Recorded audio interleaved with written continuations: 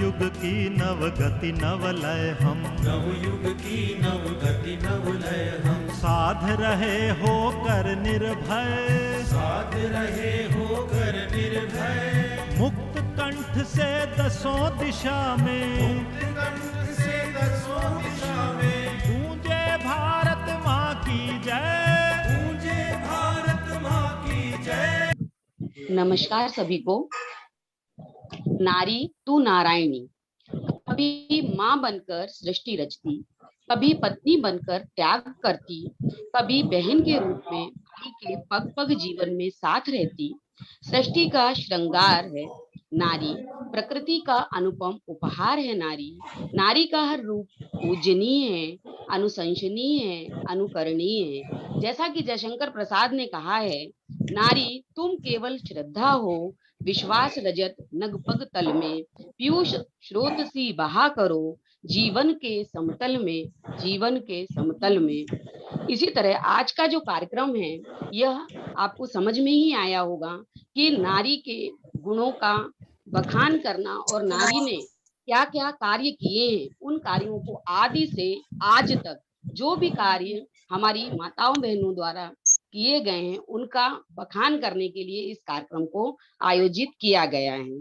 इसी कार्यक्रम का शुभारंभ करने के लिए मैं बालिका शिक्षा क्षेत्र प्रमुख श्रीमती सुनीता दीदी को आमंत्रित करती हूँ कि वे आज के कार्यक्रम का शुभारंभ हमारे देवतुल्य अतिथियों से दीप प्रज्वलित कराकर करें।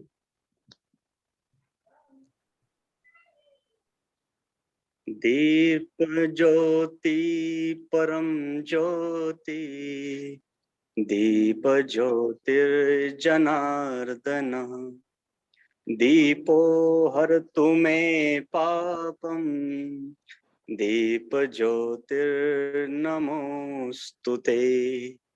शुभं करोतु कल्याणम्, आरोग्यं सुख संपदा, द्वेष बुद्धि विनाशाय, आत्मज्योतिर्नमोस्तुते। आत्मज्योतिर्प्रदीप्ताय, ब्रह्म ज्योतिर्नमोस्तुते। ब्रह्म ज्योति प्रदीप्ताय, गुरुर्ज्योतिर्नमोस्तुते। दीप प्रज्वलन के पश्चात मैं सरस्वती विद्या मंदिर शिवाजी नगर भोपाल की बहनों को मां शारदा की प्रार्थना के लिए आमंत्रित करती हूँ।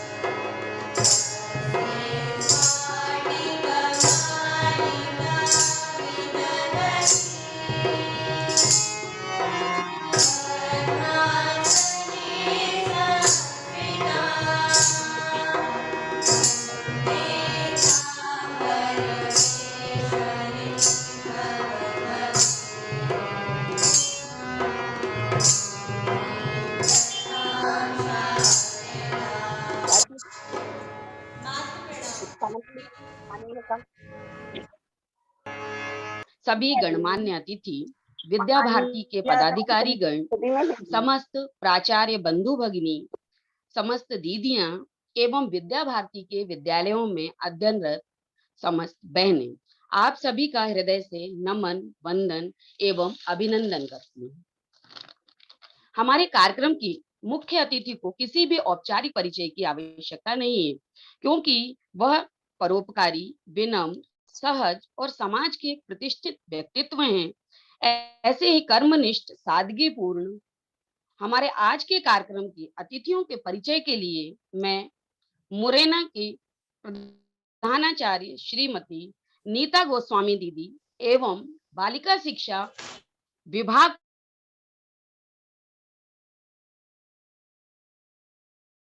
प्रमुख ऐसी नीता अतिथियों का परिचय हम सभी से कराएं।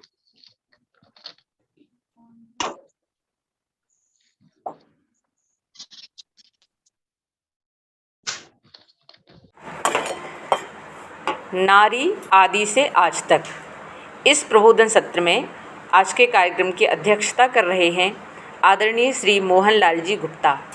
पूर्व में आपने सरस्वती विद्या प्रतिष्ठान के प्रादेशिक सचिव एवं भाऊराव देवराज सेवा न्यास के सचिव के दायित्व का निर्वहन किया है। वर्तमान में आप सरस्वती विद्या प्रतिष्ठान के कोषाध्यक्ष के नाते हम सभी का मार्गदर्शन कर रहे हैं। इस प्रबोधन सत्र में आपका आत्मीय स्वागत है। इसी क्रम में आज के कार्यक्रम की विशिष्ट अतिथि हैं श्रीमती अपर्णा शर्मा। आप सरस्वती विद्या मंदिर मुरैना की पूर्व छात्रा हैं।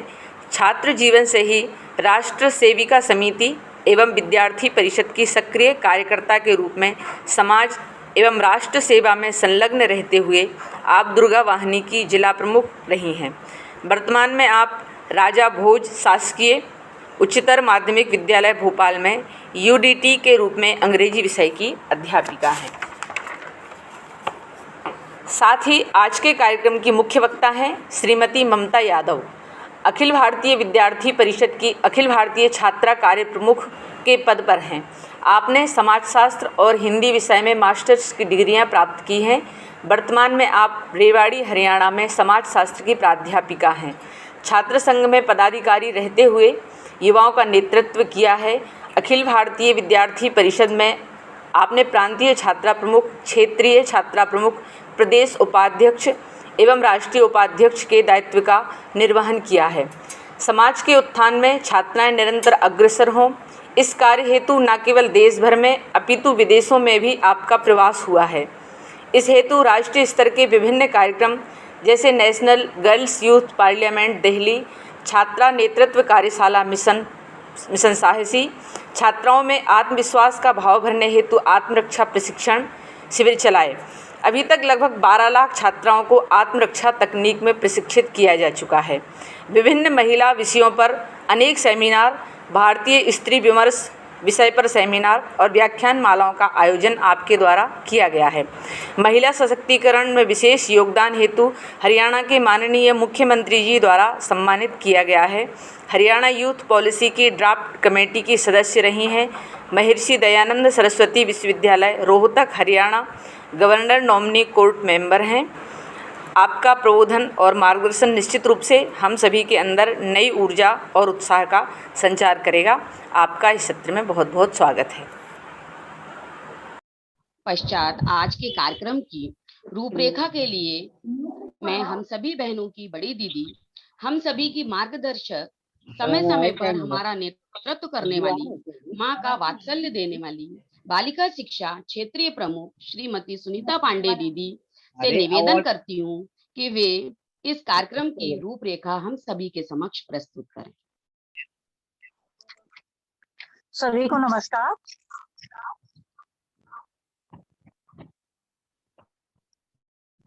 एक मधुर सुगंधित अवसर है महोत्सव का, अवसर है आदर्शों के प्रतिस्थापन का, अवसर है स्वतंत्रता की 75वीं वर्षगांठ मनाने का, यानी अमृत महोत्सव मनाने का।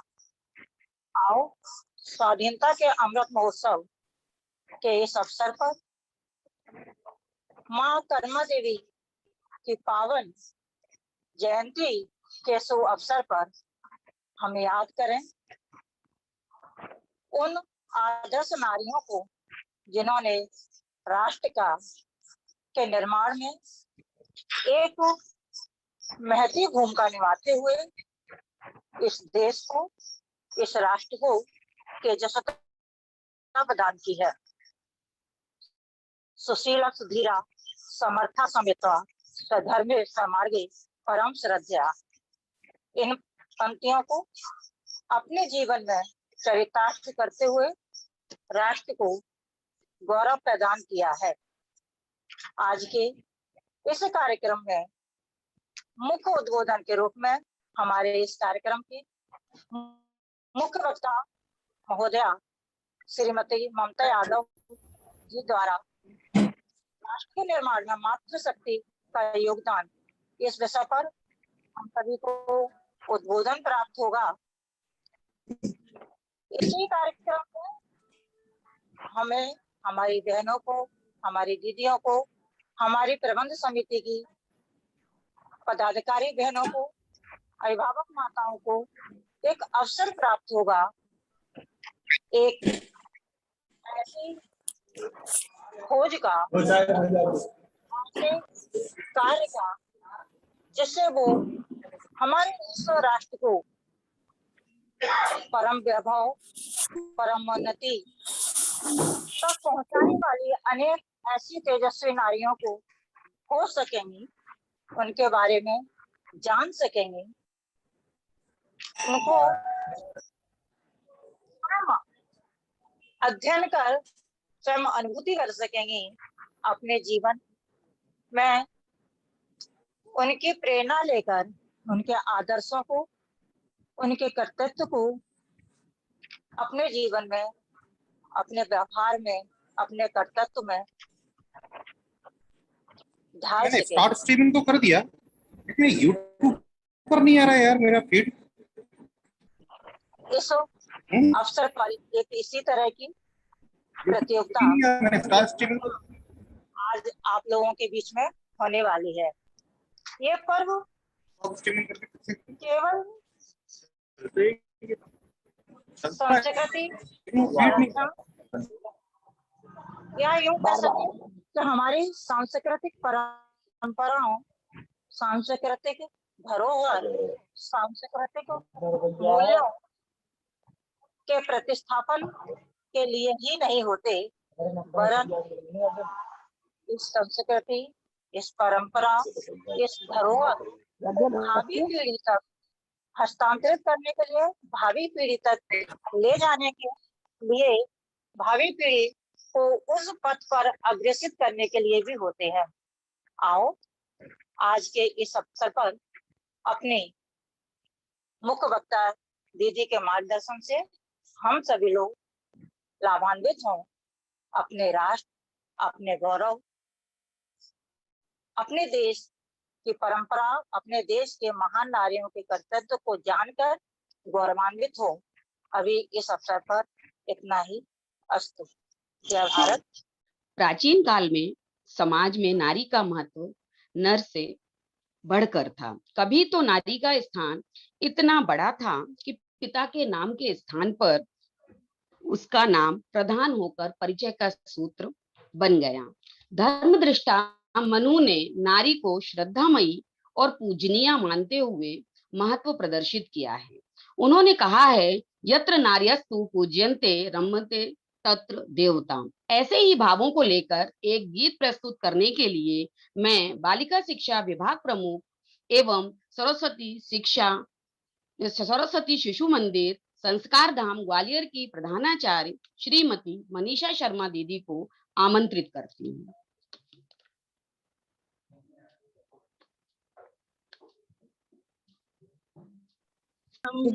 आओ इसे बढ़ाए हम, इस देश की शान बढ़ाए हम। भारत में नारी की गरिमा कभी नहीं थी कम।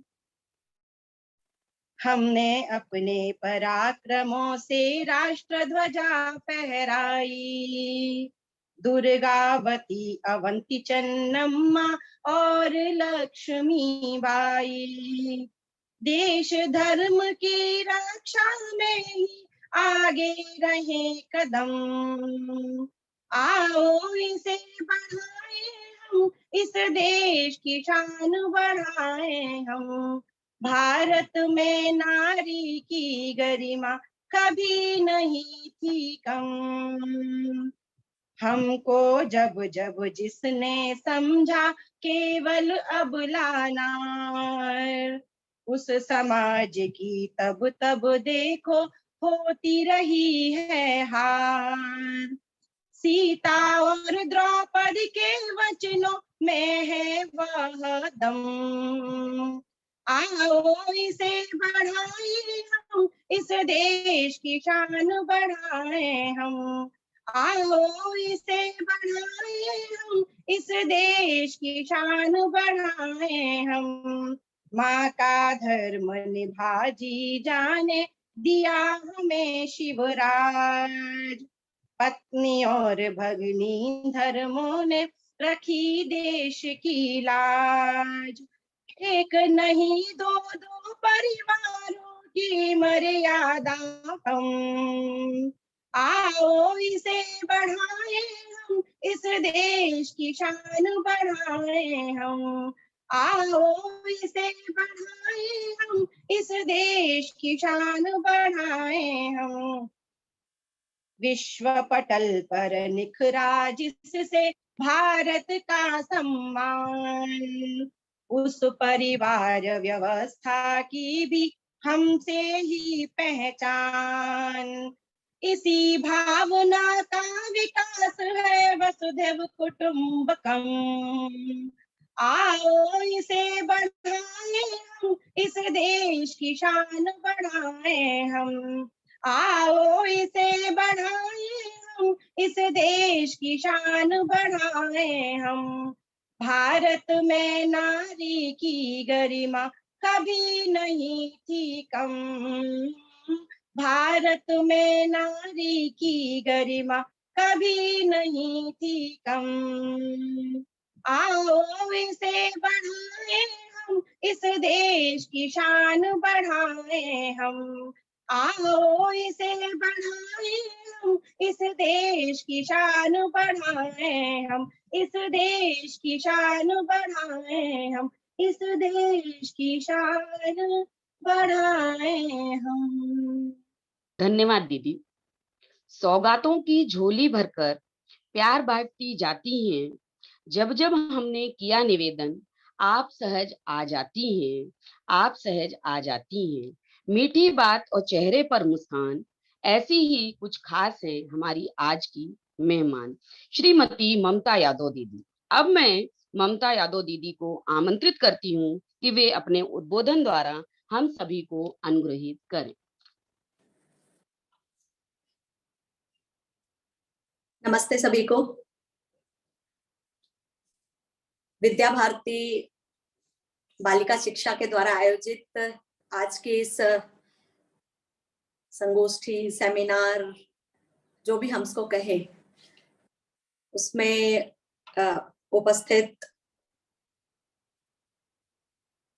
सम्मानीय मध्य भारत क्षेत्र की संयोजिका सरोज पांडे जी, अपर्णा शर्मा जी, अध्यक्षता कर रहे आदरणीय मोहन लाल गुप्ता जी, और अभी बहुत सुंदर संचालन कर रही वैभवी जी। जिस तरह से शब्दों को पिरोया है आपने, निश्चित रूप से ये कहना पड़ेगा कि ये हमारे संस्कार हैं, और विद्या भारती और शिशु मंदिर के साथ जुड़े हुए हम जो कार्यकर्ता हैं, हमारे रोम रोम में ये जो सुंदर शब्द हैं ये समाये हुए हैं, समाहित हैं।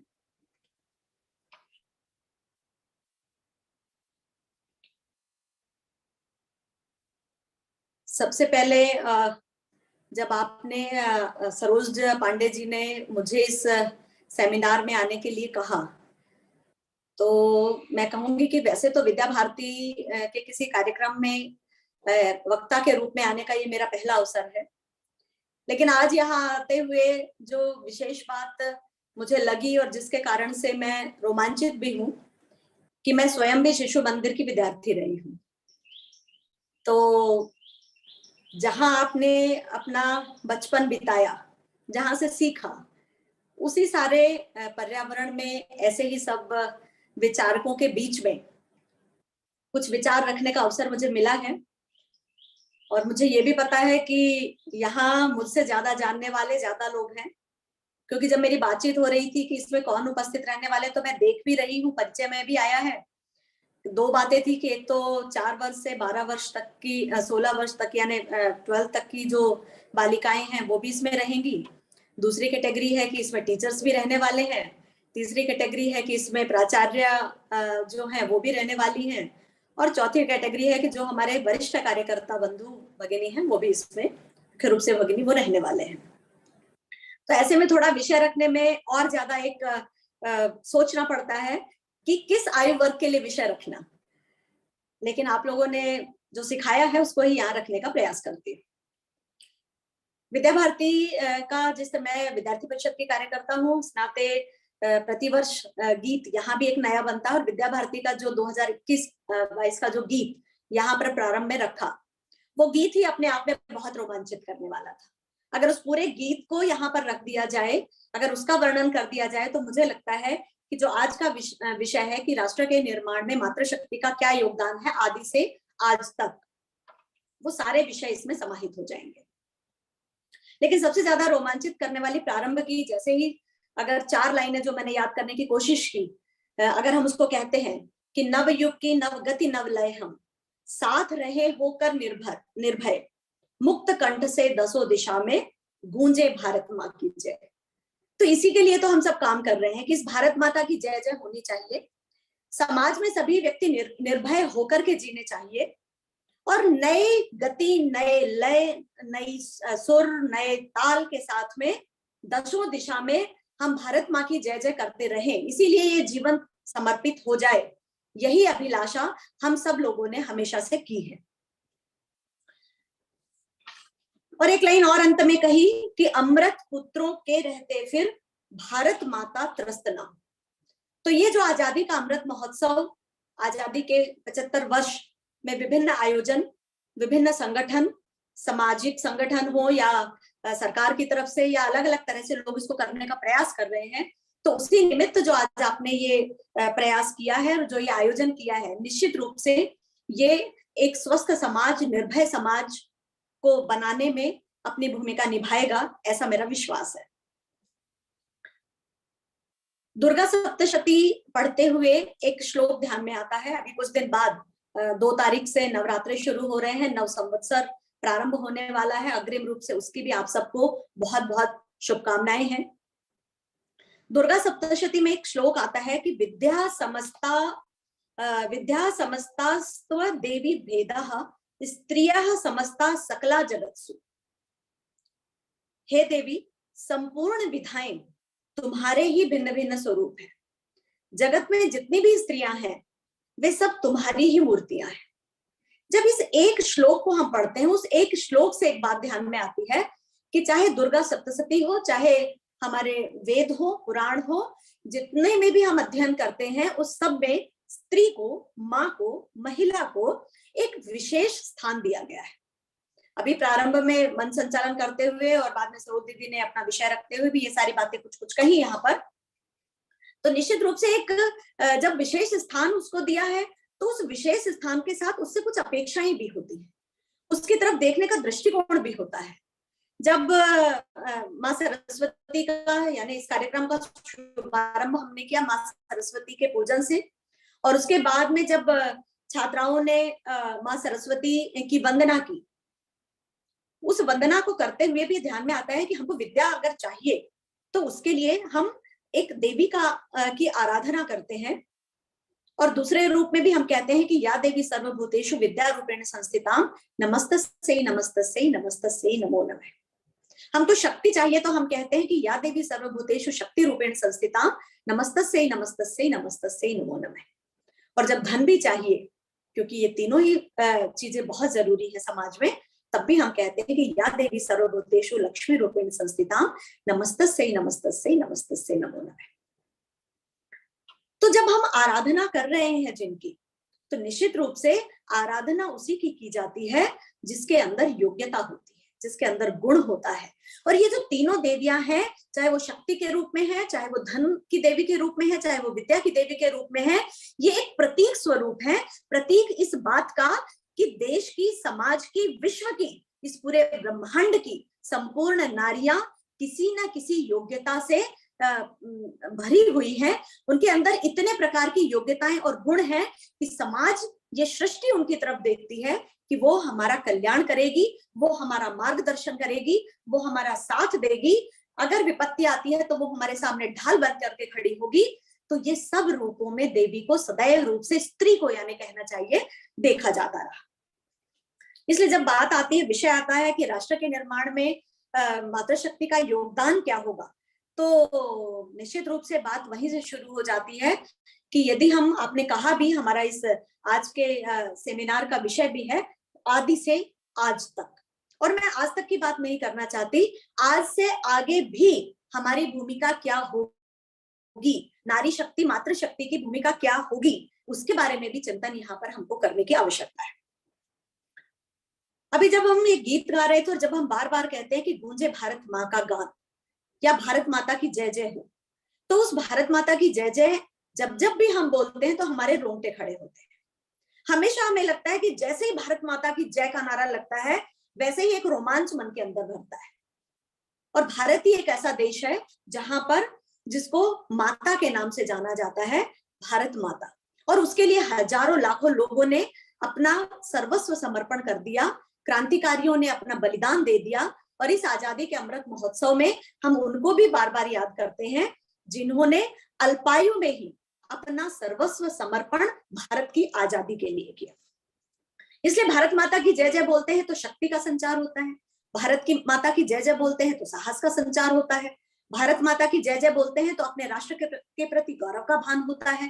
तो ये सब बातें जो होती हैं, तो एक प्रतिदिन ये भाव प्रत्येक बालिका के मन के अंदर भरना, ये काम विद्या भारती के विभिन्न शिक्षण संस्थान करते ही आ रहे हैं, और हमारा पूरा प्रयास भी रहना चाहिए। और मुझे लगता है कि ऐसे देश के सभी शैक्षिक संस्थान ये करते ही होंगे। तो ऐसे सब करते करते एक बात जो विशेष रूप से ध्यान में आती है, वो आती है कि क्या जब हम ये बात करते हैं कि महिलाओं का योगदान क्या रहा, मातृशक्ति का योगदान क्या रहा, तो क्या पुरुषों का योगदान नहीं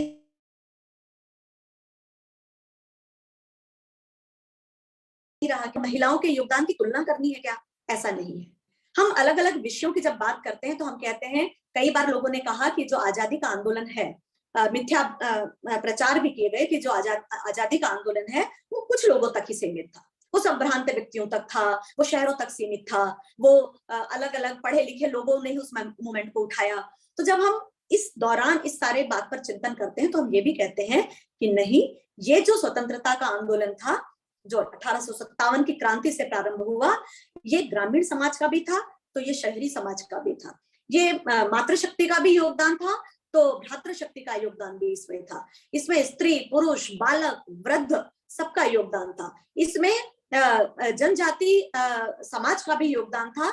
इसमें जितने भी समाज देश के अंदर हो सकते हैं, उन सब का योगदान इसके अंतर्गत था। तो इसलिए ये जो आजादी है, ये आजादी हम सबकी है। ये जो आजादी है, इस आजादी के लिए लगे हुए हम सब लोग हैं। तो ऐसे ही अगर योगदान, जब देश को खड़ा करने की बात आती है, हम बार बार कहते हैं कि हम राष्ट्र का निर्माण नहीं कर रहे हैं, हम राष्ट्र का पुनर्निर्माण कर रहे हैं। जो भी विसंगतियां आई, टूट फूट हुई, हजारों वर्षों की गुलामी के कारण जो जो भी समस्याएं आई, उन सबसे परे हटते हुए वापस भारत विश्व गुरु कैसे बने, वो विश्व गुरु बनने की प्रक्रिया में हमारा योगदान क्या हो सकता है, उसके लिए हम काम करते हैं। इसलिए चाहे वेदों में महिला की स्थिति की बात करें, चाहे मध्यकाल में, चाहे वो हमारा गुलामी का काल रहा हो, उसमें महिलाओं के योगदान की बात करें, चाहे स्वतंत्रता आंदोलन में महिलाओं के योगदान की बात करें, स्वतंत्रता के बाद में महिलाओं के योगदान की बात करें, और आज 21वीं सदी के अंदर महिलाओं के योगदान की बात करें, तो मुझे लगता है कि इसके लिए एक बहुत सारे दिनों की नियमित रूप से यदि हम गोष्ठियां करते हैं तो वो भी कम पड़ जाएंगी, इतना ज्यादा योगदान महिलाओं का है। इसकी चर्चा करते हुए जैसे मुझे कई बार लगता है कि हम अपनी बात को जब वेदकालीन नारी के योगदान से शुरू करते हैं तो कभी कभी वो ज्यादा भी हो जाता है, लेकिन आज की महिला की बात करने से पहले हमारी जड़ें कहाँ रही।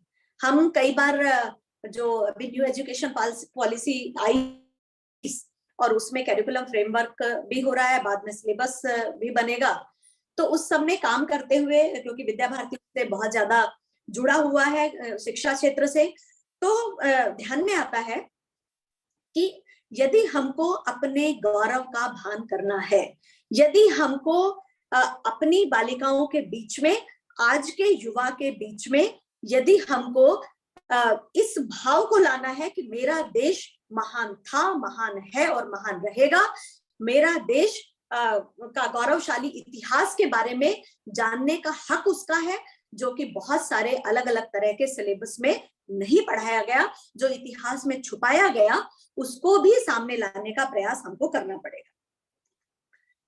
यदि वेदकालीन महिला के बारे में जब बात करते हैं तो ध्यान में आता है कि नारी के जीवन में यथार्थ, पुरुषार्थ और परमार्थ, इन तीनों का संचय उसमें दिखाई देता है। और समग्र समाज की दिशा में काम भी महिलाओं ने उस समय से भी किया गया है। भगवत गीता हम सब पढ़ते हैं, मुझे लगता है कि बालिकाओं को विशेष रूप से इसको पढ़ने की ओर प्रेरित भी करना चाहिए, और हम कर भी रहे हैं, क्योंकि अब भगवत गीता मैनेजमेंट के कोर्स के रूप में भी पढ़ाई जाती है। वो देश में ही नहीं, विदेशों के विश्वविद्यालयों में भी वो पढ़ाई जाती है। भगवत गीता में नारी के 7 गुणों की बात की गई है। क्यों नारी का योगदान महत्वपूर्ण रहा, क्यों आज हम उसका चिंतन कर रहे हैं, तो ऐसे 7 योगदान, ये छोटे बच्चे जो यहाँ पर हैं वो भी इस बात को समझ सकते हैं, और आप सबको तो ये ज्ञात है ही। और उसमें ये कहा गया, कीर्ति श्रीवाच नारीणाम स्मृति मेधा धृति क्षमा। कीर्ति, वाक, स्मृति, मेधा, धृति, क्षमा और श्री यानी समृद्धि, ये 7 जो शक्तियां हैं ये नारी के अंदर विद्यमान रही हैं। और जब ये 7 शक्तियां किसी भी नारी के अंदर हैं तो वो समाज में हर फील्ड में योगदान देगी ही देगी।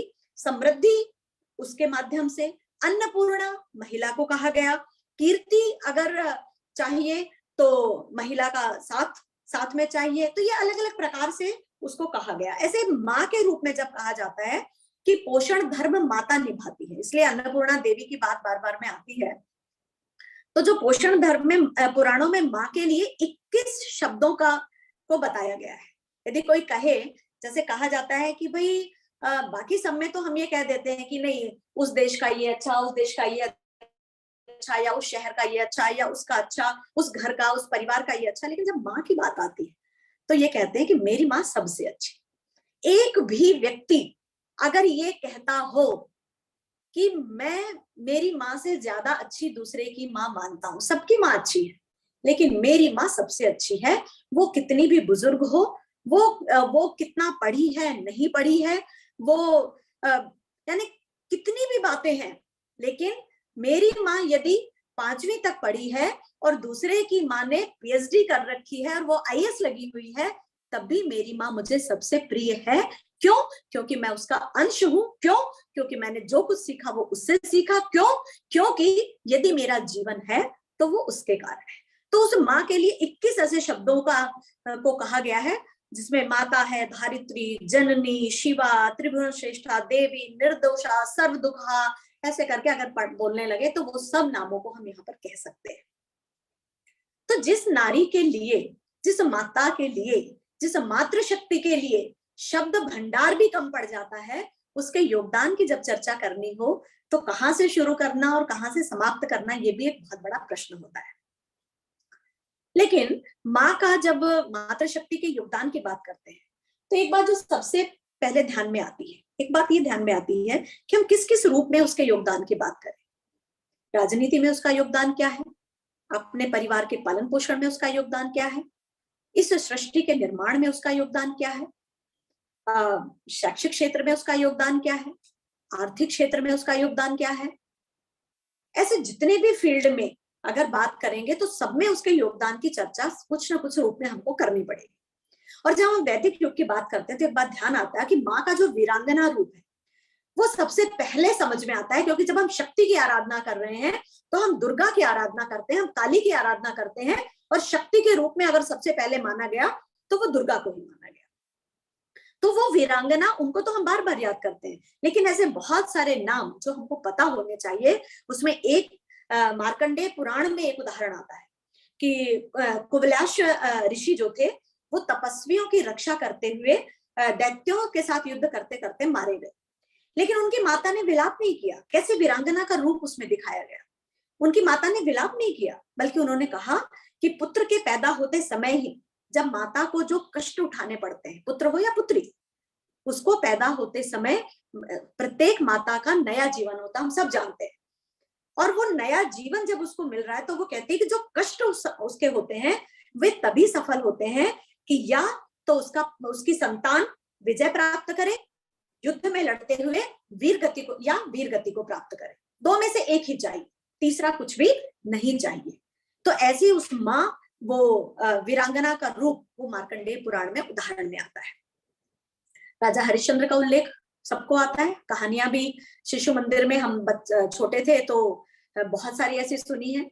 हम विद्यालय से घर आते हुए और घर से विद्यालय जाते हुए एक परंपरा थी, अभी है कि नहीं है मुझे मालूम नहीं है, कि हम रास्ते में चाहे अपने रिक्शे में जा रहे होते थे स्कूल के या बस में जा रहे होते थे, तो निश्चित रूप से हमको अपने घर से प्रारंभ करके विद्यालय तक गीत गाते हुए ही जाना पड़ता था और गीत गाते हुए हम वापस आते थे। इसलिए यह उथल पुथल उत्थाल लहर पथ को न डिगाने पाएगी, पतवार चलाते जाएंगे मंजिल आएगी आएगी, चाहे ये गीत हो चाहे और जितने भी गीत हो, ये उसी समय से हमको याद है। और मुझे लगता है कि ये जो भाव भरने का काम किया गया उस समय से आज भी किया जाता है, अगर ये सब विद्यालयों में करा दिया जाए तो बालकों को बहुत सारी चीजें पाठ्यक्रम में पढ़ाने की भी जरूरत नहीं पड़ेगी, क्योंकि जो विकास यानी माता के पास रह के घर में बालक का जो विकास होता है, ऐसा ही विकास इन गीतों के माध्यम से रास्ते चलते चलते भी हो जाता है। तो ये उस समय कहानी बताई जाती थी राजा हरिश्चंद्र की, और उस राजा हरिश्चंद्र की पत्नी का नाम था शैव्या। तो राजा हरिश्चंद्र जितना उनके बारे में चला, उतना ही उनकी पत्नी शैव्या के बारे में भी बताया गया कि कैसे वो स्वयं को विक्रय करने हेतु अपने पति को समर्पित करती है। जब राजा हरिश्चंद्र के पास कुछ भी देने के लिए नहीं रहता है और ऋषि विश्वामित्र को कुछ दान देना होता है, तो वो कहती है कि मैं अपने आप को समर्पित करती हूँ, मुझसे जो भी धन मिले और जो कुछ भी मिले वो समर्पित कर दीजिए। इतनी महान नारियां भारत में रही, लोपामुद्रा हो, गार्गी हो, अपाला हो, ये सब नाम, मैत्रेयी, जापाला, ये सब नाम हमने समय समय पर सुने हैं। जिन्होंने नहीं सुने उनको सुनने चाहिए। 2-3 दिन पहले, क्योंकि मैं भी प्राध्यापिका हूँ, तो ऐसे कुछ चर्चा हो रही थी, तो एक प्राध्यापिका ने मुझे कहा कि क्या कर रहे हैं, मतलब अभी जो न्यू एजुकेशन पॉलिसी है उसमें जो बदलाव आएंगे तो वो बदलाव किस रूप में आने चाहिए, अन्यथा जो हमको आज पता है वो आने वाली पीढ़ियों को पता नहीं होगा। बहुत सारी छोटे छोटे जो विषय जो हमको बताए जाते हैं ये आने वाली पीढ़ियां भूल जाएंगी, तो वो काम हम निरंतर रूप से कर रहे हैं।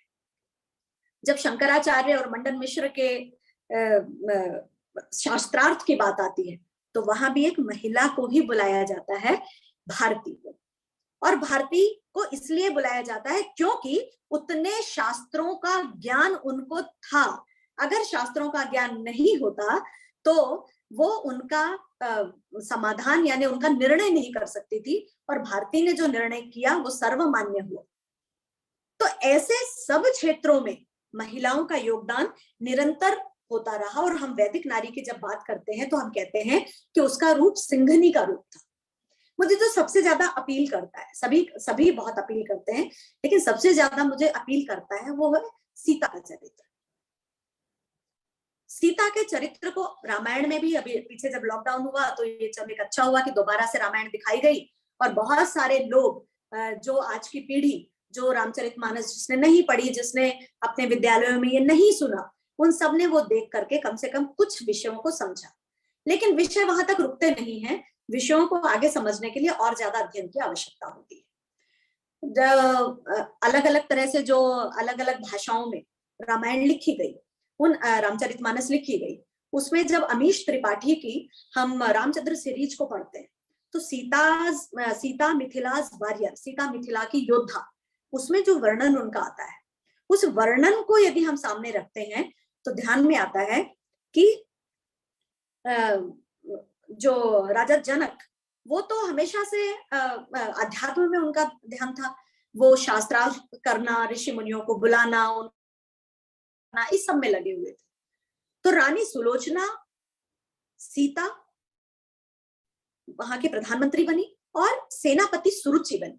ये 3 महिलाओं ने मिथिला के राज्य को ठीक प्रकार से संभाला।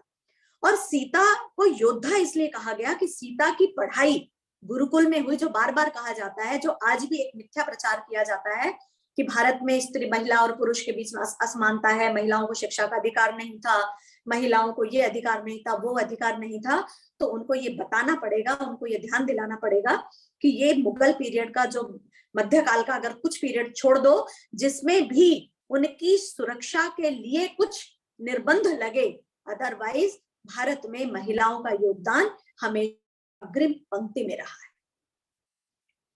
सीता गुरुकुल में पढ़ी, सीता महान धनुर्धर थी, और वो धनुर्धर थी और इसलिए श्री राम का विवाह सीता के साथ हुआ। सीता को स्वयंवर का अधिकार था, इसलिए इतने राजा राजकुमार आने के बाद भी सीता ने राम को चुना। बातें इस बात को स्पष्ट करती हैं कि सर्व प्रकार के अधिकार, शिक्षा से लेकर सारे अधिकार महिलाओं को थे, और इसीलिए जब अधिकार होते हैं तो वो योगदान देने में भी ज्यादा सक्षम होते हैं। यदि उनको घर के अंदर बांध दिया गया होता तो वो समाज के लिए भी कुछ करने में सक्षम नहीं हो पाते। इसलिए अगर सरल भाषा में इस बात को कहा जाए तो ये कह सकते हैं कि अभिमान का भाव जागृत चला गया, चाहे वो सीता के रूप में देखेंगे, चाहे वो उसके बाद और आगे आएंगे तो महाभारत काल में द्रौपदी के रूप में देखेंगे। ये सब उस समय से ही चलते आए। आज जो जिस तरह के विद्यार्थी बालिकाएं यहाँ पर बैठी हैं, उनके लिए मैं एक बात विशेष रूप से कहना चाहूंगी। सीता के बाद जो सबसे ज्यादा मुझे प्रेरित करते हैं, यानी प्रेरित जितने नाम लिए जाए उन सब की प्रेरणा हमको है, लेकिन एक जो दिल को छूने वाला जो चरित्र कई बार रहता है, तो वो उसके बाद आता है महारानी लक्ष्मीबाई का। महारानी लक्ष्मीबाई का चित्र जब जब आप देखेंगे तो दोनों हाथों में तलवार लेकर के, पीठ पर अपने बालक को बांध करके और घोड़े पर सवार होकर के, और किस तरह से अंग्रेजों को चीरती हुई और आगे बढ़ती हुई निरंतर वो महारानी लक्ष्मीबाई नजर आती है। विचार कीजिएगा कि भारत की महिला कितनी सशक्त रही होगी, और भारत की महिला की मात्र बात में नहीं करती। जैसे हम एक बात कहते हैं कि प्रत्येक महिला प्रत्येक पुरुष की प्रगति के पीछे एक महिला का हाथ होता है, ये बहुत बार कहा जाता है। तो मैं दूसरा भी कहती हूँ कि प्रत्येक महिला की प्रगति के पीछे भी एक पुरुष का हाथ होता है।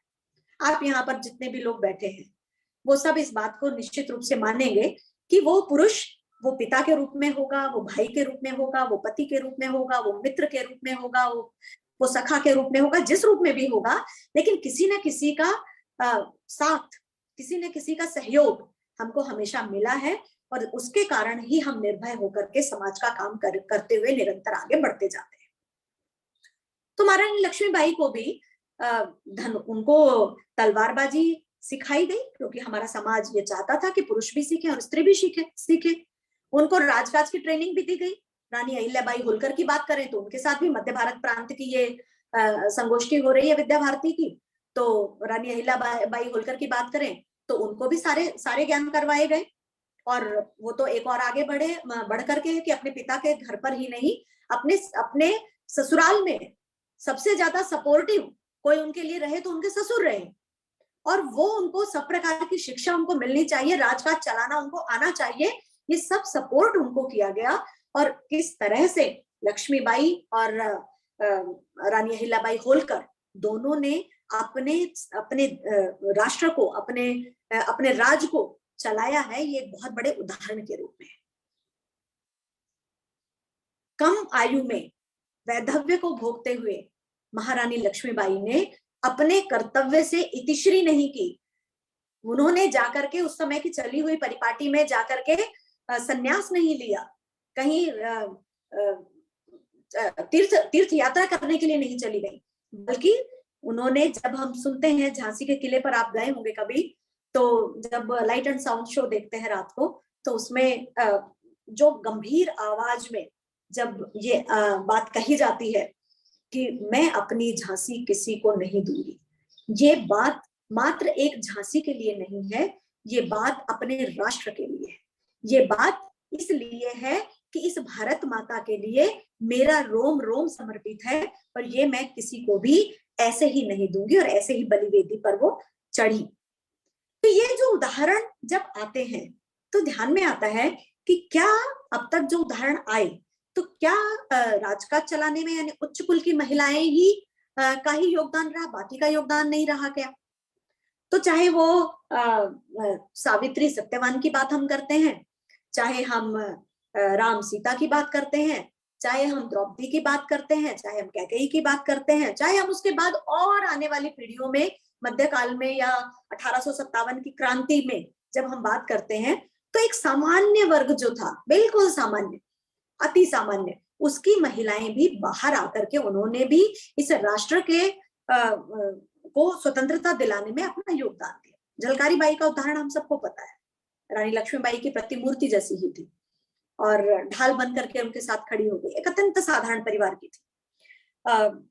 उदा देवी थी, लज्जो थी, अजीजन बाई, मस्तानी बाई, ऐसे भी बहुत सारे नाम आते हैं जो काम तो मनोरंजन का था, लेकिन उस सबके बाद भी भारत की स्वतंत्रता में योगदान देने का काम उन्होंने किया। अति साधारण परिवारों की महिलाएं।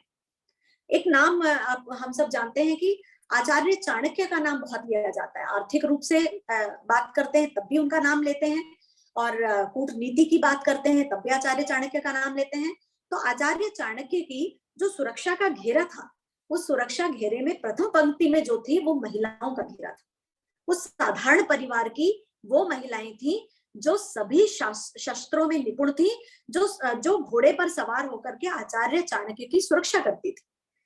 तो ऐसे सभी क्षेत्रों में काम करते हुए महिलाओं ने निरंतर आगे बढ़ी हैं, और उसी निरंतरता को आगे लेते हुए जब आज की नारी की बात करते हैं, क्योंकि मुझे लगता है कि आज के बारे में हमको ज्यादा बात करनी चाहिए, तो जब आज की स्त्री की, महिला की बात करते हैं, तो मैं बात शुरू करूंगी जहां जो आप सब यहाँ पर उपस्थित हैं उनसे। शाम का समय है, 6 बजने वाले हैं। दिन में वर्किंग डे आज पहला था। बहुत सारी जो आप सब यहाँ पर हैं वो वर्किंग विमेन हैं। आप सब अपने अपने कार्य से वापस आए, आ करके परिवार के बाकी सब कार्य करने के बाद आप इस सेमिनार में भाग लेने के लिए उपस्थित हो गए। बाकी अन्य बहुत सारे लोग ऐसे भी हो सकते हैं कि इस समय चाय का समय है, इस समय वॉकिंग का समय है, इस समय बाकी सारे काम हैं, लेकिन हमको अपने स्वयं के काम के अलावा दिन में, महीने में, सप्ताह में, वर्ष में कुछ समय ऐसा अवश्य निकालना है जिसके लिए हम समाज कार्य या इस राष्ट्र के कार्य में हम लग सके, और उसी राष्ट्र के कार्य में लगने के लिए आप सब यहाँ पर उपस्थित हुए। तो ये जो योगदान है, ये योगदान कहीं से भी कमतर नहीं है। हम विद्यालय में आप पढ़ा करके आ गए हैं, वो भी एक योगदान था, और उसके बाद में उसके साथ भी इतर भी और हम क्या कर सकते हैं उसके लिए यहाँ पर हम उपस्थित हुए, ये भी हमारा एक योगदान है। इसलिए 21वीं सदी की महिला के लिए कहा गया है कि वो मल्टीटास्किंग है। मल्टीटास्किंग जैसे जब माँ दुर्गा की बात करते हैं और हम कहते हैं कि महिषासुर मर्दन के लिए उन्होंने, जब देवताओं से नहीं हुआ तो उन्होंने कहा कि अपने सभी अस्त्र शस्त्र मुझे दे दो, और जब देवताओं ने सब अस्त्र शस्त्र दे दिए तो अपने 12 हाथों में 12 अस्त्र शस्त्र लेकर के और उन्होंने महिषासुर का मर्दन किया।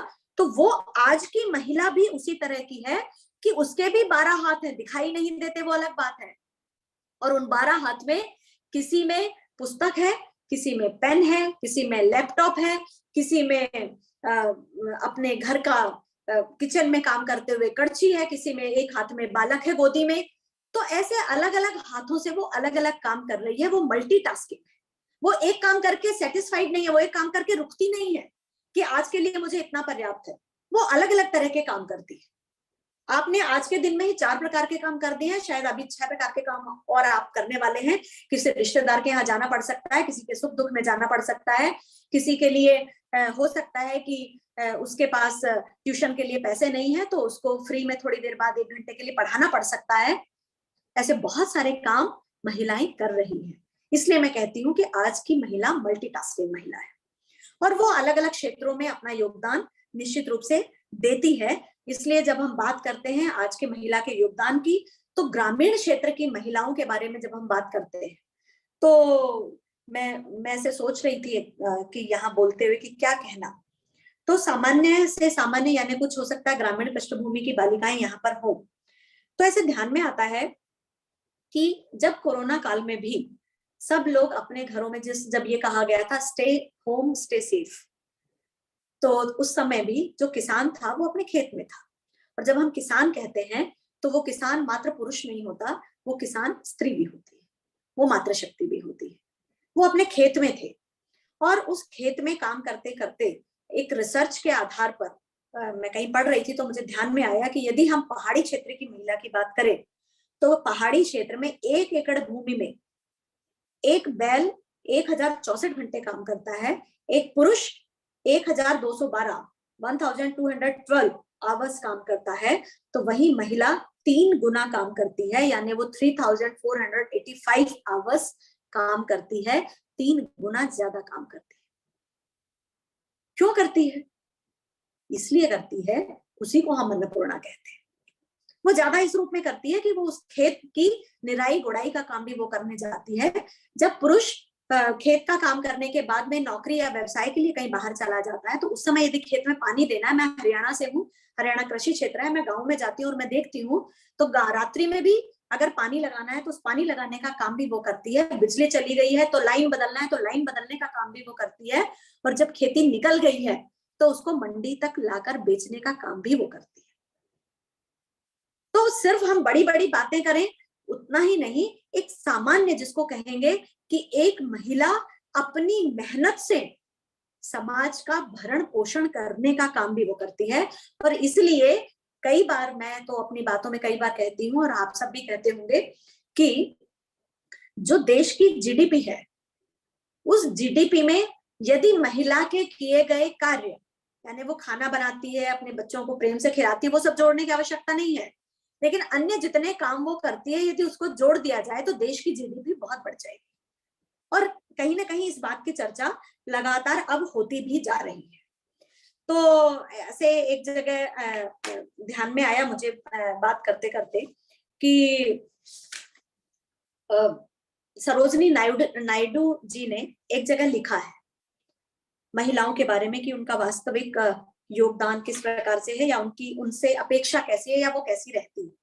उन्होंने लिखा कि जब आपको अपना झंडा संभालने के लिए, क्योंकि वो स्वतंत्रता आंदोलन में लगी थी, तो उसी तरह की बात उन्होंने करी। वो कहती है कि जब आपको अपना झंडा संभालने के लिए किसी की आवश्यकता हो और जब आप आस्था के अभाव से पीड़ित हो, तब भारत की नारी आपका झंडा संभालने और आपकी शक्ति को थामने के लिए आपके साथ खड़ी है। आप अकेले नहीं हैं, नारी भी झंडा थामने के लिए आपके साथ है। और यदि आपको मरना पड़े तो याद रखिएगा कि भारत के नारीत्व में चित्तौड़ की पद्मिनी की आस्था समाहित है। स्वतंत्रता आंदोलन में बलिवेदी पर चढ़ने के लिए मात्र पुरुष नहीं, महिलाओं ने भी अपना बलिदान दिया। और उसी बलिदान की बात करते हुए सरोजनी नायडू कहती है कि भारत की नारी चित्तौड़ की पद्मिनी की जैसी शक्ति रखती है। पद्मिनी बनना आसान नहीं है।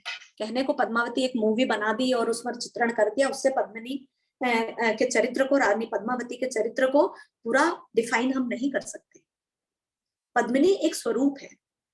अगर उसको सिर्फ इस रूप में समझ लिया जाए कि भारत की नारी का योगदान, तो योगदान उन्होंने जो अपने आप को चिता में समाहित कर लिया 11,000 रानियों के साथ, मात्र वो नहीं है, वो प्रतीक है भारत के स्वाभिमान का, वो प्रतीक है भारत के गौरव का, वो प्रतीक है कि यदि कोई आतंकी, कोई बाहर का आया हुआ हमारे पर शासन करते हुए हमारी स्त्रियों को हाथ लगाने की कोशिश करता है, और हाथ लगाने की नहीं, गलत दृष्टि देखने की भी कोशिश करता है। और पहले तो वो प्रतिकार करेगी, वो युद्ध करेगी, लेकिन यदि उससे भी समाधान नहीं है और सब तरीके से हार चुके हैं, तो वो उस पर हाथ लगाने से पहले वो अपने आप को अग्नि में समाहित कर देगी। ऐसे स्वाभिमान का भाव, ये योगदान भारत की नारियां करती आई। रानी हाड़ी का भी उदाहरण है कि जब राजा रतन सिंह ये सोचते हैं कि नया नया विवाह हुआ है और मुझे अपनी रानी के साथ रहना चाहिए, और रानी हाड़ी रानी को ये लगता है कि राजा अपने दायित्व से इधर इधर इधर हो रहे हैं, तो वो अपना शीश काट करके पहुंचा देती है। ये भी भारत की नारी का योगदान है कि देश प्रथम जो भाव हम कार्यकर्ता सीखते हैं, वो देश प्रथम का भाव कहाँ से आता है? वो आता है भारत की माताओं से। भारत की माता सिखाती है कि जाओ युद्ध के मैदान में, या तो जीत करके आओ या वीर गति को प्राप्त होकर के आओ, पीठ दिखाकर नहीं आना। इसलिए भारत के इतिहास में ऐसे उदाहरण नहीं मिलते हैं कि कहीं पर पीठ दिखा करके कोई घर में आकर के दुबक करके बैठ गया। ये योगदान है भारत की स्त्रियों का। आज जब 21वीं सदी की बात मैं करती हूँ, तो मुझे लगता है कि शिक्षा क्षेत्र में योगदान है, राजनीति में देखेंगे तो महिलाएं बहुत आगे आ गई है। पंचायती राज की बात मैं करनी चाहूंगी कि बाकी चीजें तो हम देखते आते हैं, लेकिन पंचायती राज का जो के कारण से भारत का जो बदलाव आए हैं आजादी के बाद, उससे हम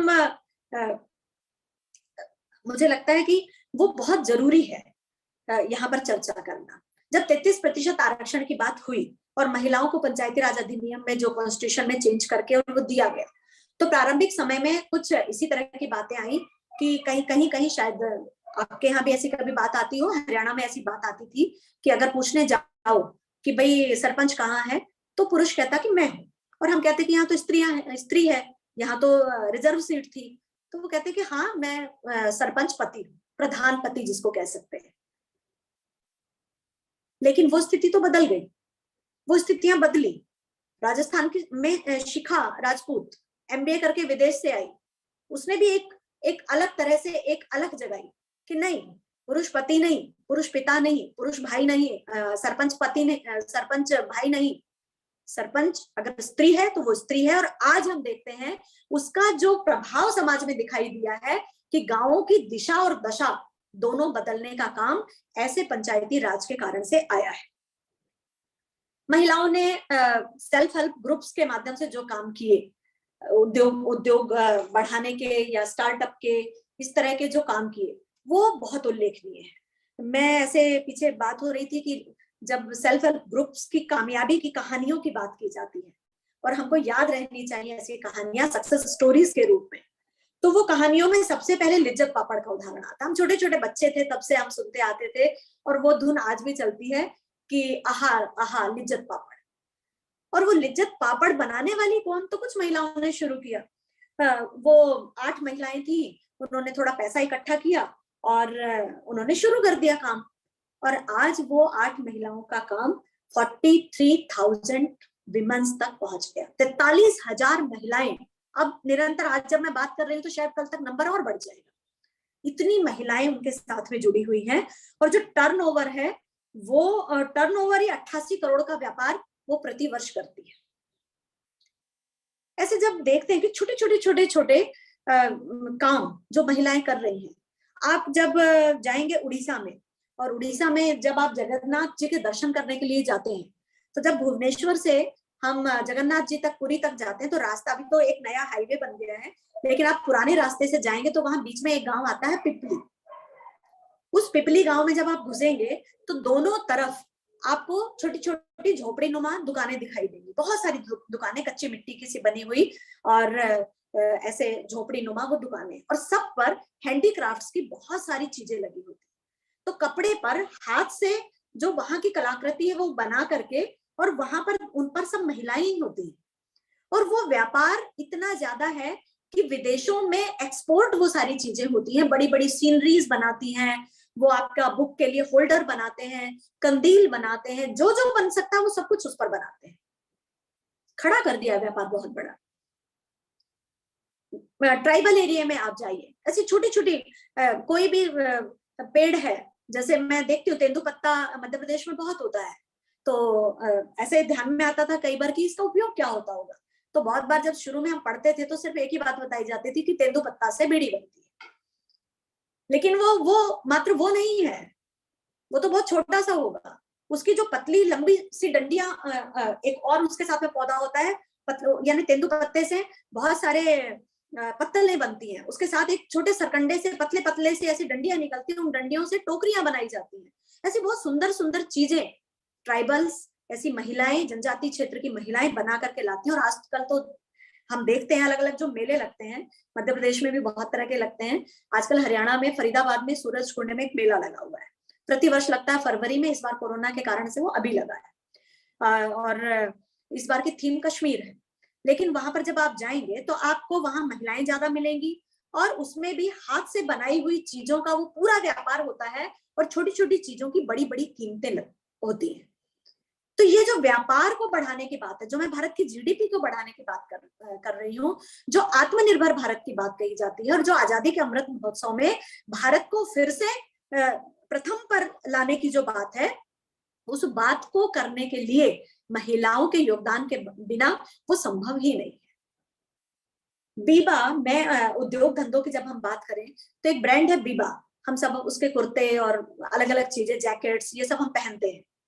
रितु साहनी के भी हम कुछ चीजें पहनते हैं, जारा एक कंपनी उसका भी पहनते हैं। लेकिन बीबा का जब हम अध्ययन करने लगे तो ये स्किल डेवलपमेंट की एक यूनिवर्सिटी है, उनके माध्यम से भी काफी सारा ऐसे लोन और बहुत सारी ट्रेनिंग्स ऐसे सब दी जाती है। और अब तो न्यू एजुकेशन पॉलिसी में भी स्किल को उसके साथ जोड़ दिया गया है, और इसलिए जोड़ा गया क्योंकि हम सबके अंदर, हर महिला के अंदर, यानी वो तो सबके लिए ही है, लेकिन यहाँ मैं बात करना चाहूंगी, हर महिला के अंदर कुछ विशेष योग्यता है। वो उस योग्यता का प्रमाण अभी लॉकडाउन के समय भी लोगों ने बहुत देख लिया कि आपने मास्क बनाने से शुरुआत की, लेकिन आपने क्या क्या कर दिया। और हर महिला कोई ड्राइंग सिखा देती है, कोई पेंटिंग सिखा देती है, कोई सिलाई सिखा देती है, कोई बड़ी पापड़ बनाना सिखा देती है, कोई बहुत अच्छी कुक है, कोई बहुत अच्छी सिंगर है, कोई बहुत अच्छी डांसर है। ऐसे बहुत सुंदर सुंदर काम महिलाओं ने किए। तो ऐसे जो सब काम है स्किल के, तो बीबा का भी ऐसे, मीना बिंद्रा उसकी ऑनर है। 1982 में 8,000 रुपए का लोन लेकर के उन्होंने काम शुरू किया, और आज 600 करोड़ का व्यापार बीबा का होता है, और 225 ऐसे स्टॉप सेंटर्स उनके चलते हैं। अलग अलग मॉल में जाइए आप, अलग अलग मार्केट में जाइए, तो ऐसे बीबा के अलग अलग शोरूम मिलेंगे। साधारण सी महिला है, भारत की ही महिला है, भारत में ही व्यापार करते हैं, लेकिन इस तरह के योगदान जो हमारी खड़ा करने के लिए देश की शक्ति को वो कर रहे हैं। जारा में जो हमारा गुजरात में सेवाग्राम है, सेवाग्राम की महिलाओं के साथ टाटा ने टाई अप किया, और जारा प्रोडक्ट, पहले मुझे लगता था, जब मैंने ज्यादा जाना नहीं था इसके बारे में, मुझे लगता था कि ये कोई मल्टीनेशनल कंपनी है, और मैं उसके शोरूम में घुसती नहीं थी। बाद में मुझे पता चला ये टाटा का है, और सेवाग्राम की महिलाओं के साथ में माध्यम से ये चलाया जाता है। तो ऐसे बहुत सारे काम महिलाएं करती हैं योगदान देने के लिए। आप में से मणिपुर गए होंगे बहुत लोग। मणिपुर का ईमा मार्केट सहज ही अपनी ओर आकर्षित करता है। जब आप जाएंगे तो आप वहां देखें, मैंने देखा है क्योंकि देश में ऐसे प्रवास करने का बहुत अवसर मिलता है, तो मणिपुर का जो ईमा मार्केट है उसमें लगभग 4,500 महिलाओं का रजिस्ट्रेशन है। जो बिना रजिस्ट्रेशन के वहां पर दुकान लगा रही होंगे तो बहुत ही ज्यादा है। तो सब्जी का पूरा मार्केट है, सब्जी के साथ साथ फिर बाद में और अलग अलग तरह की चीजों का मार्केट है, ईमा मार्केट कहते हैं उसको।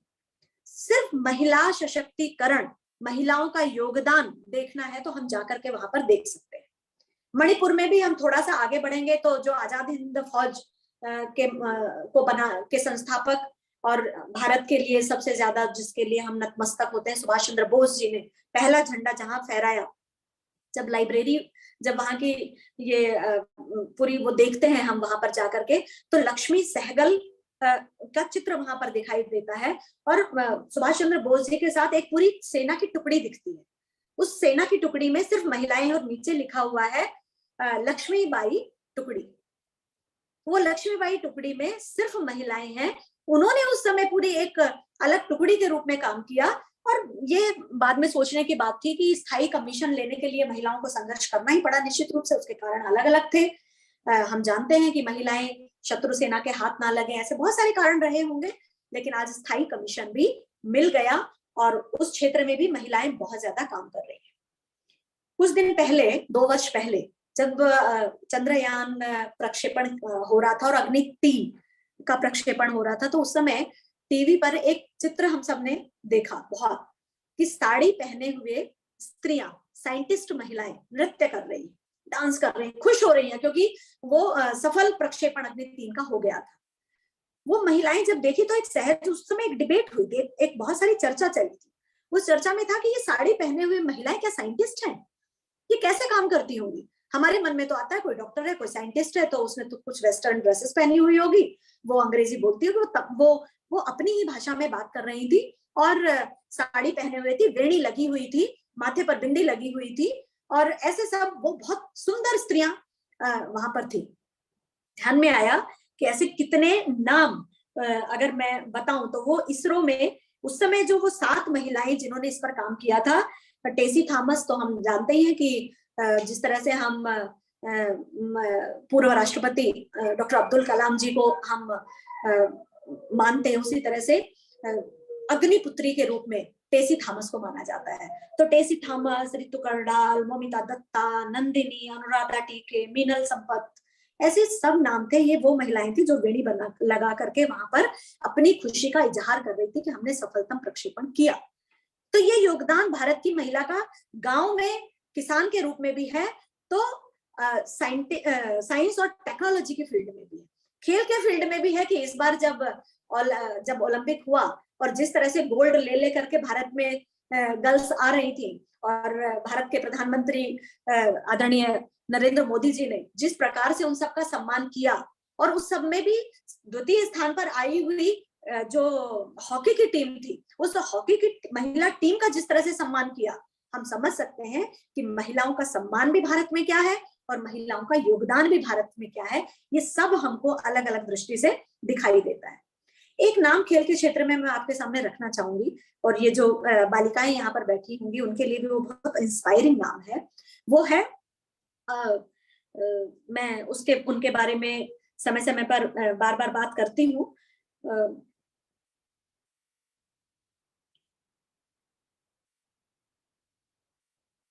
किरण, बाकी बातें तो हम करते ही हैं खेल के क्षेत्र में। जैसे हिमा दास जिस जनजाति क्षेत्र से आई है और जिस सामान्य पृष्ठभूमि जिसको हम कह सकते हैं वहां से आई है, उनका योगदान, उनका जो वहां से वो जो खेल पुरस्कार लेकर के आई, वो अपने आप में विशेष है ही। लेकिन इन सबके साथ जो मैं बात करती हूँ वो है अरुणिमा सिन्हा।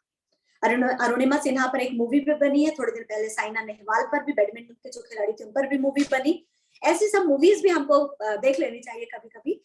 लेकिन अरुणिमा सिन्हा के साथ मुझे थोड़ा रहने का मौका मिला, और मेरी मित्र भी है, तो वो एक अच्छी वॉलीबॉल की खिलाड़ी थी, और ऐसे ही ट्रेन से सफर कर रही थी। सफर करते हुए कुछ मंचलों के साथ उनका विवाद हुआ। विवाद किस बात पे? वो उनकी चेन छीनना चाहते थे, तोड़ना चाहते थे, वो चेन तोड़ने नहीं देना चाहती थी, और इस सब में हाथापाई में उठा करके उनको ट्रैक पर फेंक दिया गया।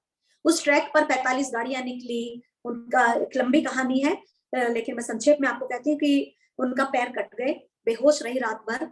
आस पास में एक गांव था। सुबह जब लोगों ने देखा कि कोई ट्रेन की पटरियों पर क्षत विक्षत पड़ा हुआ है, उनको लेकर जाया गया, और जब देखा कि डॉक्टर ने कहा, जब वो थोड़ी थोड़ी होश में आई, तो आसपास ऐसा कोई हॉस्पिटल नहीं था जहां तुरंत उनको शिफ्ट किया जा सकता।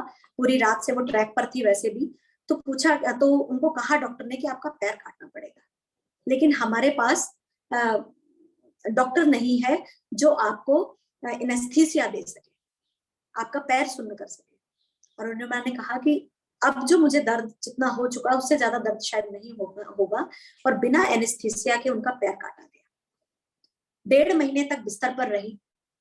कैरियर खत्म हो गया। अच्छी नेशनल लेवल की खिलाड़ी थी। बाद में सोचा कि क्या करना।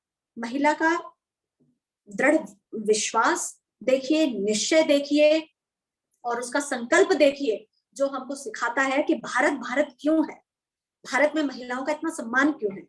उसने 1.5 महीने बाद होश में आने के बाद धीरे धीरे सोचा कि फुटबॉल तो मैं नहीं खेल सकती, इससे भी लेकिन बड़ा उसने ध्येय लिया और उन्होंने कहा कि मैं अब एवरेस्ट चढ़ूंगी।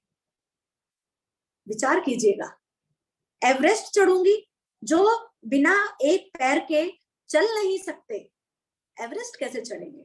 बचेंद्री पाल का बहुत बड़ा नाम है, भारत की पहली एवरेस्ट चढ़ने वाली महिला है वो। उनके पास वो गई, उन्होंने कहा, बचेंद्री पाल जी ने उनका सम्मान किया उस बात का और उसको कहा कि तुम्हें बहुत मेहनत करनी पड़ेगी।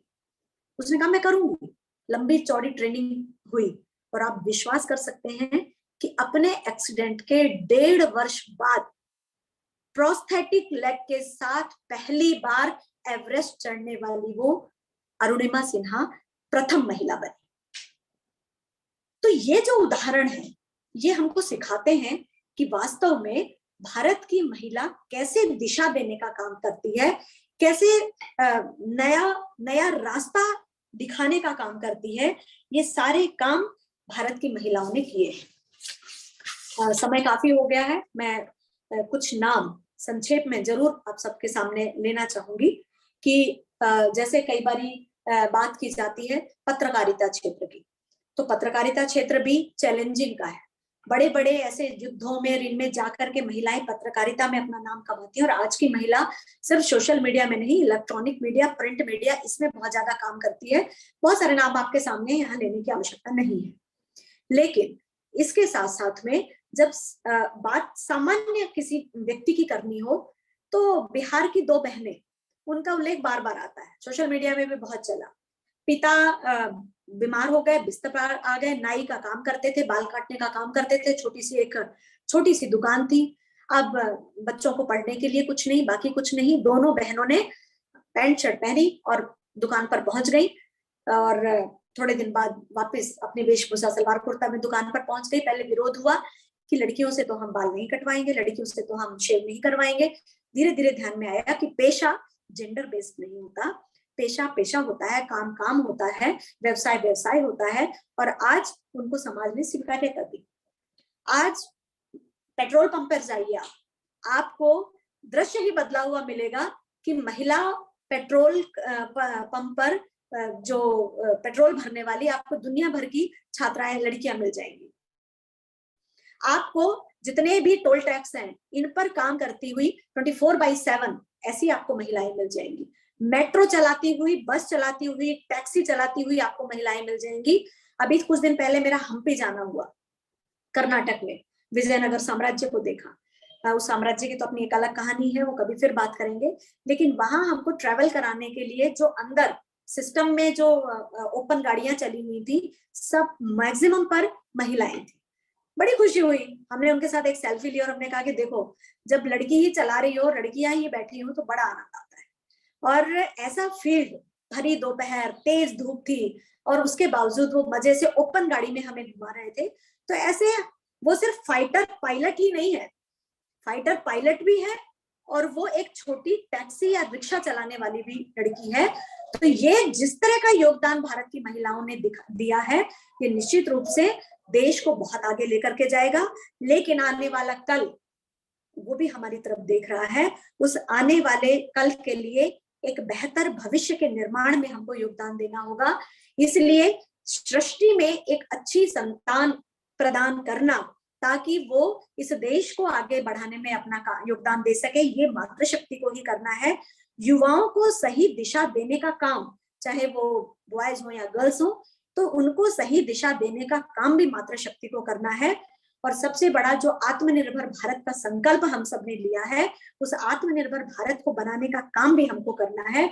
इसलिए चाहे स्वरोजगार करना हो, स्टार्टअप करना हो, जीडीपी में वृद्धि की बात हो, चाहे घर में रसोई से काम से लेकर के और मिसाइल बनाने और प्रक्षेपण तक का काम हो, वो सब काम महिलाओं ने करने हैं, बंधुओं के साथ मिलकर के करने हैं, उनके सहयोग से करने हैं।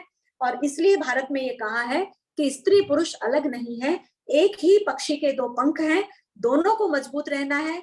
अगर एक भी कमजोर हुआ तो वो पक्षी उड़ नहीं सकता, ऐसे ही एक भी कमजोर हुआ तो ये राष्ट्र विश्व गुरु नहीं बन सकता। इसलिए स्त्री पुरुष दोनों के योगदान से हम राष्ट्र का पुनर्निर्माण करते हुए इस आजादी के अमृत महोत्सव में आत्मनिर्भर भारत का संकल्प लेते हुए और बालिका शिक्षा में भी नए आयाम बढ़े और इस राष्ट्र के पुनर्निर्माण में अपना योगदान दें। इन्हीं बातों के साथ में आप सबका बहुत बहुत धन्यवाद, आभार। जय भारत, वंदे मातरम।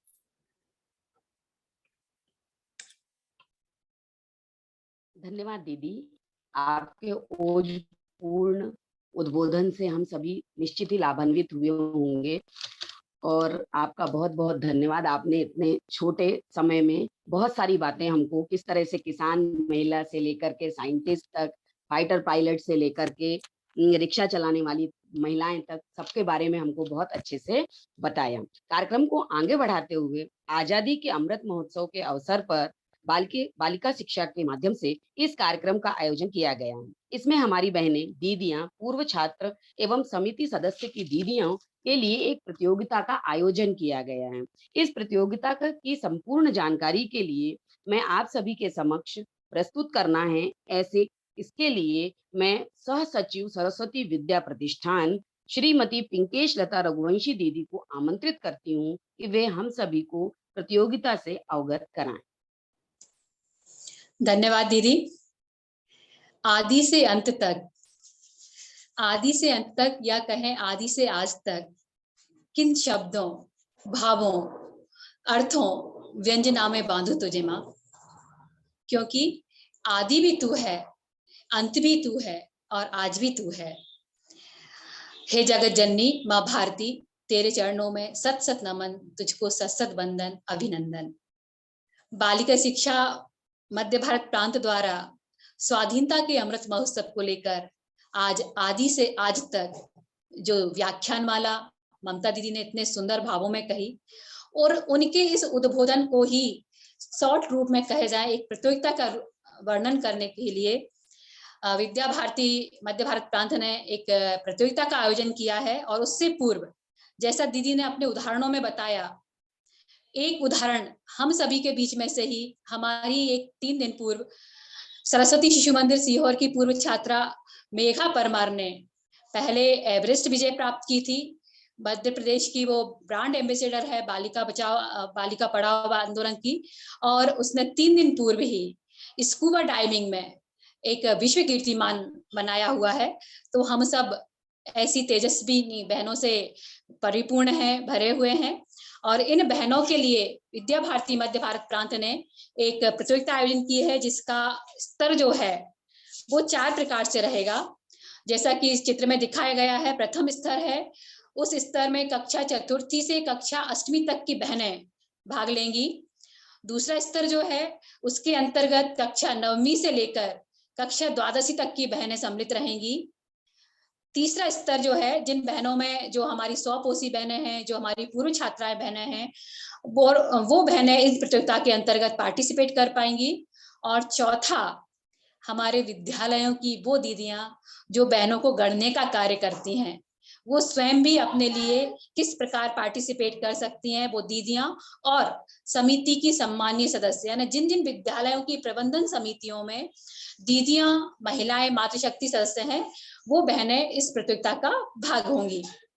प्रतियोगिता का नियम वो किस तरीके से कैसे आयोजित होगी, तो पहले स्तर पर जो हमारी छोटी बहनों कक्षा 4 से 8 तक की जिन बहनों के लिए प्रतियोगिता है, उनको क्या करना है, उन्हें 10 तेजस्विनी नारियों का संकलन करना है। उनके विषय में न्यूनतम 5 और अधिकतम 10 वाक्यों में एक पीडीएफ तैयार करना है और उस पीडीएफ को अपने विद्यालय की मेल आईडी पर भेजना है।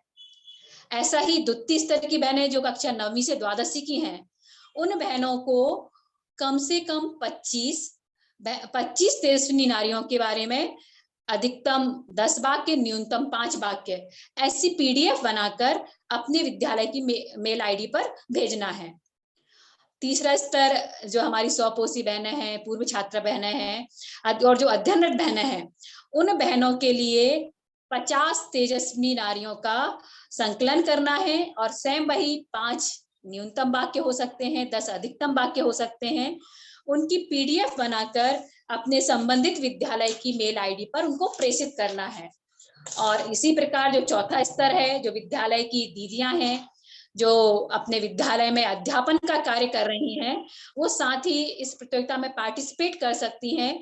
उन दीदियों को भी और समिति की सदस्य बहनों को भी, जैसे उदाहरण के लिए विदिशा की समिति है, विदिशा की समिति में 2 बहनें सदस्य हैं, तो वो दोनों बहनें भी पार्टिसिपेट कर सकती हैं। इनको क्या करना है, इन्हें अधिकतम 75 या उससे भी अधिक तेजस्वी नारियों का संकलन करना है। उनके विषय में 5 से लेके 10 वाक्य तक लिखकर मेल आईडी बना पीडीएफ बनाकर विद्यालय की मेल आईडी पे भेजना है।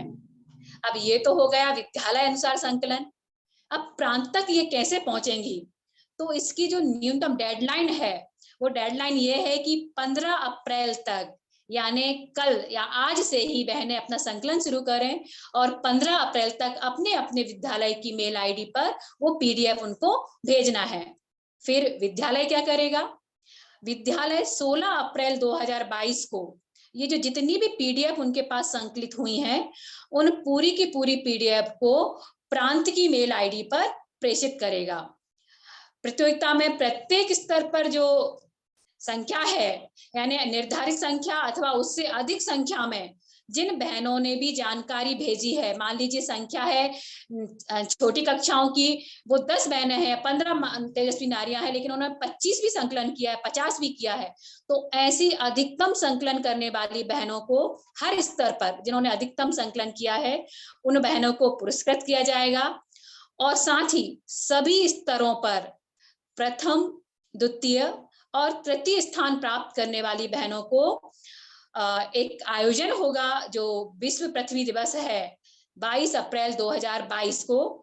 उस दिन इन सभी बहनों को ऑनलाइन पद्धति से पुरस्कृत भी किया जाएगा, पुरस्कारों की घोषणा भी होगी और किन किन बहनों ने प्रथम, द्वितीय और तृतीय स्थान प्राप्त किया है, एक ऐसे ही सुंदर से भव्य आयोजन में इन परिणामों की घोषणा की जाएगी। वास्तव में ये जो बालिका शिक्षा के द्वारा मध्य भारत प्रांत ने ये जो प्रतियोगिता का आयोजन किया है, जो ममता यादव जी के उद्बोधन में आया है, ऐसी ज्ञात अज्ञात जिनको हम सीमाओं में नहीं बांध सकते कि केवल स्वाधीनता आंदोलनों में जिनका योगदान है, वैदिक कालीन भारत से लेके आज के वर्तमान भारत तक जिन जिन तेजस्वी नारियों ने विविध रूपों में जो भी योगदान दिया है, उनको खोजना, उनको उनका सम्मान दिलाना और इन बहनों के बीच ये विषय जाए कि हम बहनों ने भी बहुत कुछ किया है, अध्ययन करने की रुचि आए, प्रतियोगिता में पार्टिसिपेट करने का भाव आए। ऐसे अनेक निमित्त को लेकर इस प्रतियोगिता का आयोजन किया गया है और इस प्रतियोगिता का सफल और सुचारू और इस वेबिनार का सफल आयोजन हुआ है। तो आयोजकों को आज के लिए भी और आगामी आयोजन के लिए भी मैं अग्रिम शुभकामनाएं देती हुई सभी को पुनः प्रणाम करती हूँ और सभी के लिए नव वर्ष जो आने वाला है उसकी अग्रिम शुभकामनाएं देती हुई अपनी वाणी को विराम देती हूँ। धन्यवाद दीदी। मुझे ऐसा प्रतीत होता है कि आपने जितनी अच्छी जानकारी दी है, हमारी बहनें निश्चित इसको प्रतियोगिता में भाग लेंगी और अधिक से अधिक बहनों का, नारियों का संकलन करके और अपना स्थान प्राप्त करेंगी। आगे कार्यक्रम को बढ़ाते हुए अब अंतिम बेला की ओर चलते हैं। सितारों को मुट्ठी में दबाकर हम चांद से बात कर लेंगे, सूरज के तेवर छीन लेंगे, दहकते दिन को रात कर देंगे। आपका साथ और गुरियों का सर पर हाथ रहेगा, तो चाहे गौरी आए या गोरे आए, सबसे दो दो हाथ कर लेंगे। इन्हीं शब्दों के साथ आज के कार्यक्रम में उपस्थित सभी अतिथिगण, विद्या भारती के पदाधिकारी गण, प्राचार्य, प्रधानाचार्य, दीदियां, समिति सदस्य बहनें एवं हमारी माताएं बहनें, आप सभी ने अपना अमूल्य समय देकर हमारे कार्यक्रम की शोभा बढ़ाई। आप सभी का हृदय से आभार ज्ञापित करती हूँ। धन्यवाद। जय भारत, जय हिंद।